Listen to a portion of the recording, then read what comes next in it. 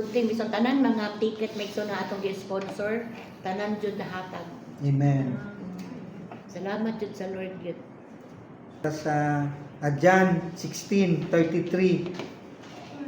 Open your Bibles in the book of John, chapter 16, verse 33. Nagingon din mga igsoon, prior to his death, our Lord Jesus gave his disciples a warning. Here on earth you will have many trials and sorrows, but take heart because I have overcome the world. So let us bow down our heads, let us pray. Ginoong Diyos, dalaygon ka sa tanan, all glory, all honor belongs to you. Lord, salamat Ginoo nga ikaw maayo, faithful ka to each and every one of us. Lord, salamat sa protection. Thank you for the good health, for the provision. Lord, that you meet all our needs. Lord, thank you, Lord, for you are a loving God, a caring God, and nothing is impossible with you, Ginoo. Lord, as we ponder upon your word tonight, Lord, that you will give us illumination, clear understanding, na among masabtan, to understand clearly your word tonight. Be with us, Lord. Yes, Lord, we need your manifestation. Holy Spirit, we need your prompting. We need your presence. Ginoong Jesus, thank you, Lord Jesus, sa kahigayunan, Ginoo. Lord, nga niya kami karong kagabi. Salamat. In Jesus' name, Amen. we pray. Amen ug amen. No? So, sa atong verse nga gibasa mga igsoon, we should not be surprised nga our troubles are inevitable, unavoidable, or it would happen good. Nga sa diya nga we are Christians, naagyo mga suffering, naagyo mga troubles, mga circumstances, no? Mga tough situations in life. So karon nahinumdum ba mo mga igsoon nga doon na tayo series sa ato ang prayer. Kinsa may naka-remember katagag price unsa to nga series previous na to nga mga topic about prayer unsa nga series so wala gyud mo kay numdum, no? Amnesia. So ang atong series last Fridays, no, is how to pray. So today mga igsoon, mag-start ta sa series in what to pray. Di ba? What to pray in times like this nga naata sa last days, mga end times. So given na siya mga igsoon nga naagyo yung mga troubles, na yung mga problems, na yung mga hardship nga atong may encounter along the way sa ato ang spiritual journey. Amen? So we should be watchful, no, sa ato ang life. Kay naagyo yung mga troubles to come. It is inevitable, unavoidable, and it would come in our life. So di man nato na siya ma-avoid, di man nato na siya malikayan. So we must be prepared before it will come. Na preparation igsoon, no, in order for us to be victorious, to overcome mga tough situations in life. Kay nagingon dia sa Ephesians 6:12, for we are not fighting against flesh and blood, no enemies, but against evil rulers and authorities of the unseen world.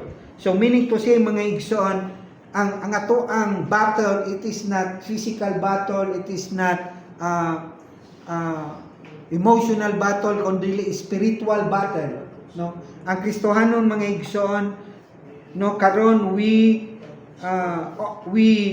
encounter spiritual battle. Unsaon na to pag-prepare, unsaon na to pag-overcome nining spiritual battle mga igsoon. Amen?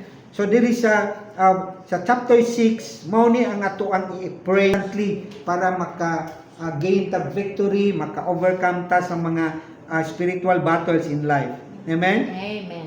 So mo bitaw mga igsoon nga if we seldom pray, we will never win the spiritual battle. Muna importante mga pag-ampo, Yes. labi na karon nga mga nanatas end times. Kay kung dili ta may nampuon mga igsoon, we will never win the battle. We will never overcome the troubles that will come to pass in our life. No? So, kinahanglan gyud magampo kita kanunay mga igsoon. Amen? Amen. Magampo kita kanunay, consistent, persistent, no, continually praying. Muning naa tay Friday prayer meeting, di ginato kalikayan kay naa na ta sa spiritual battle. Nya dili ta kadaog kun wala ta dili ta maampuon kanunay Dios Ginoo. Unya anak kanindot mga igsoon, naa sad tay Dios nga nagauban kanato. Amen. Wala kita pasagdi sa mga battle, sa mga troubles nga will come to pass ahead, no, in the future. Nag-ingon si Ginoong Hesus mga igsoon sa John 16:33, in me you will have peace, no? So kung naatas ni Ginoong Hesus, makabaton ta kalinaw. So sahay tingali awatay kalinaw kay ngano, no, wala ta mo dangop ni Ginoong Hesus. Pero kung gusto ta kalinaw, dangop ta ni Ginoong Hesus, salig ta ni Ginoong Hesus. We must trust Jesus, we must abide in Him. Kaya nag-ingon pa gyud sa John 15:5, and without me you can do nothing. No? So kung wala si Jesus sa imong kinabuhi, dili ka makahimo og mga butang, mga kibulungang butang sa imong kinabuhi. So si Ginoong Hesus mo yato ang saligan, mo itong dalampanan in order for us nga maka-overcome ta sa mga troubles, sa mga tribulation nga is about to come in our life. Amen? So, who can win this battle against the world? Katorag yung may nampuon, grounded by the Word of God, no? Kay kining panahona, we are facing spiritual battle. No? So, mora na ang atong first topic mga igsoon sa ato ang series, no, sa what to pray nga kinahanglan mga igsoon, we must pray always, no? Kung naay panahon na kay panahon vacant time sa imong life, ayaw gyud kalimot sa pag-pray, no, more than mutanaw kag cellphone, mutanaw ka dagon say nasa social media, kun dili mga igsoon, as a child of God, makadaog ra ta sa niining evil world nga ato ang gipuy-an. We must be to achieve victory, kinahanglan mga igsoon, we always pray and be grounded by the Word of God. Basa kita sa Biblia, unya paghuman maginampuon ta para makadaog ta kay karon spiritual battle na ni mga igsoon, no? Abi nimo sa diri sa butang nato sa kanang ordinary world, murag linaw ra kayo, no? Nindot kayo, pero ato ka sa spiritual world, grabe kayo ka chaos mga igsoon. Makakita ka, gabi kay kuba, grabe kayo ang kanang horror, ang terror sa spiritual world. Kita dili tanon nato, relax ra kay ta, peace ra kay ta, okay ra kayo ang ato ang situation, pero spiritual eyes, no? Kung tagaan ka Ginoo spiritual eyes, makakita ka nga ang spiritual realm, grabe kay ka chaos, grabe kay ka dangerous, grabe kayo ka kanang awakening. So mo na mga igsoon nga sa atong kinabuhi para makadaog ta sa spiritual battle nato ang gi-encounters kinabuhi, we must pray always, unya we must be grounded by God's word. Kay maura na Yahweh para ta makadaog sa spiritual battle. No, we wrestle not against flesh and blood, di ba? Ang atong enemy dili tao, dili flesh and blood, kundi no, spirit, the dark spirit, the dark forces, no, in the spiritual realm.